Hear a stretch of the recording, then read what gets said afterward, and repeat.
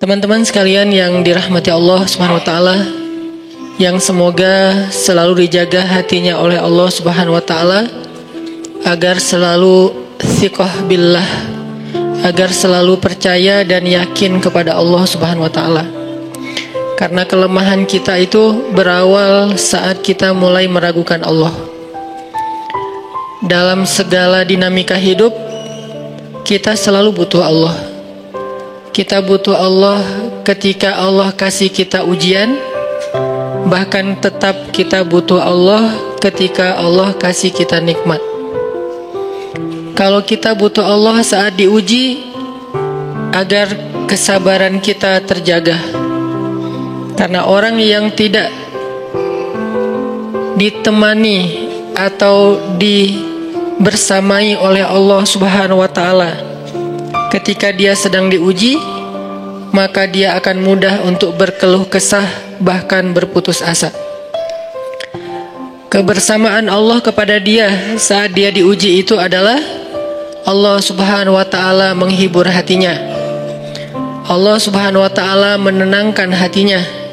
Allah Subhanahu wa taala menghidupkan hatinya dengan nikmat iman. Ala bidzikrillahi tatmainnul qulub. Innamal mu'minun idza dzukirallah wajilat qulubuhum. Bukankah dengan mengingat Allah hati menjadi tenang? Dan orang yang beriman apabila diingatkan dengan nama Allah, disebut nama Allah, maka hatinya akan bergetar. Ini bentuk Allah membersamai hambanya ketika dia dalam keadaan diuji. Allah menghiburnya dengan kalimat, alam yajidka yatiman fa'awa wa wajadaka dhallan fahada wa wajadaka ailan fa'aghna. Allah menghiburnya dengan kalimat, inna a'tainakal kautsar. Allah menghiburnya dengan kalimat, kalla saya'lamun summa kalla saya'lamun.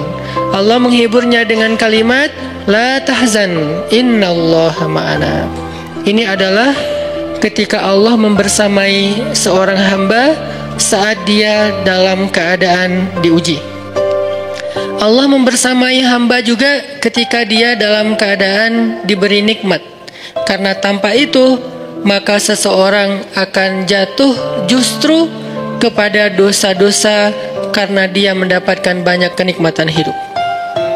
Kalau Allah Subhanahu wa taala tidak menjaga dia saat dia diberi nikmat, maka nikmat itu justru menjadi jalan bagi dia untuk terjerumus kepada banyak dosa. Justru nikmat itulah yang menjadi penghalang bagi dia untuk mengingat Allah.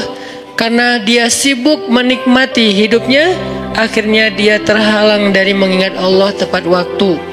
Sibuk menikmati hidupnya, terhalang dari Allah untuk bangun tengah malam. Karena dia tidurnya larut. Kenapa tidur larut? Karena terlalu banyak yang harus dia nikmati sebelum tidur.